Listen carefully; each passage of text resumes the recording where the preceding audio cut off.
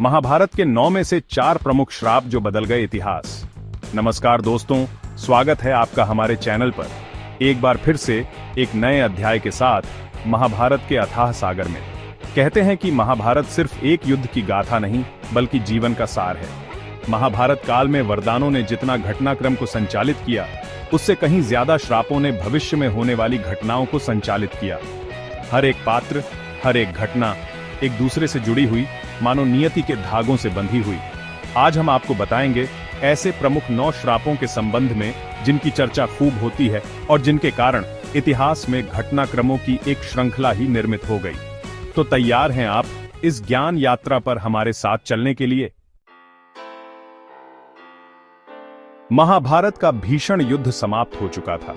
धर्मराज युधिष्ठिर का राज तिलक हो चुका था, लेकिन इस युद्ध में दोनों ही पक्षों का विनाश हो गया था। कौरवों की माता गांधारी अपने पुत्रों के वियोग में व्याकुल थीं।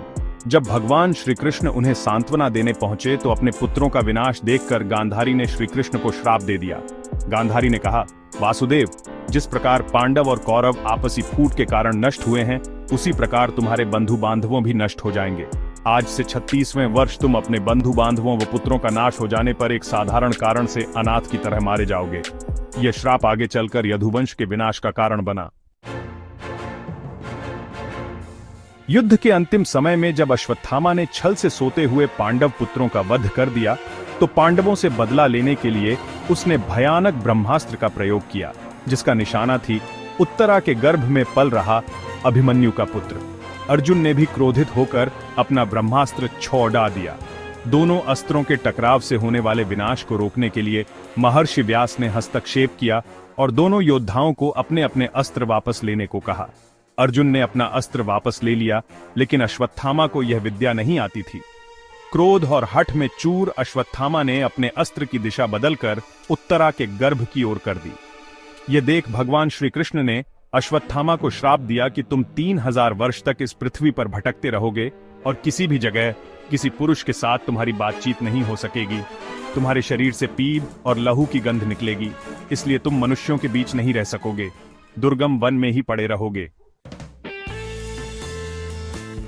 हिडिंबा पुत्र घटोत्कच, भीम का पुत्र और पांडवों का प्रिय, लेकिन उसकी मां हिडिंबा चाहती थी कि घटोत्कच पांडवों से दूर रहे। जब घटोत्कच पहली बार अपने पिता भीम के साथ पांडवों से मिलने आया, तो अपनी मां की आज्ञा का पालन करते हुए उसने द्रौपदी को उचित सम्मान नहीं दिया। द्रौपदी को यह अपमान सहन नहीं हुआ। गुस्से में द्रौपदी ने घटोत्कच को श्राप दे दिया कि उसका जीवन बहुत छोटा होगा और वह बिना किसी युद्ध के मारा जाएगा। यह श्राप आगे चलकर घटोत्कच के लिए घातक सिद्ध हुआ। यदि यह श्राप नहीं होता तो शायद घटोत्कच महाभारत के युद्ध में कौरवों का संहार कर देता। चैप्टर 4, कहानी अंबा की।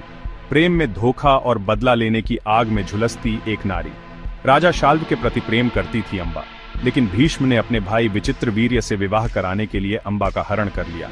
बाद में अंबा को छोड़ तो दिया गया, लेकिन शाल्व ने भी उसे स्वीकार नहीं किया। अंततः अंबा ने परशुराम से न्याय की गुहार लगाई, परंतु भीष्म से युद्ध में परशुराम भी पराजित हो गए। निराश और हताश अंबा ने अपनी देह त्यागने का निश्चय किया, लेकिन मरने से पहले उसने भीष्म को श्राप दिया कि वह अगले जन्म में शिखंडी के रूप में जन्म लेगी और भीष्म के वध का कारण बनेगी। उत्तरो टाइटल, क्या हैं आपके विचार? तो ये थे महाभारत के वो 9 में से 4 श्राप, जिन्होंने न सिर्फ महाभारत के युद्ध बल्कि उसके बाद आने वाले समय को भी प्रभावित किया। हर श्राप के पीछे एक कहानी, एक दर्द, एक भावना छुपी हुई है। क्या ये श्राप नियति के हाथों की कठपुतली थे या फिर कर्मों का फल? क्या इन श्रापों ने ही महाभारत के युद्ध की नींव रखी? अपने विचार कमेंट बॉक्स में जरूर लिखिएगा। और हाँ, ऐसे ही ज्ञानवर्धक वीडियो देखने के लिए हमारे चैनल को सब्सक्राइब करना न भूलें। धन्यवाद।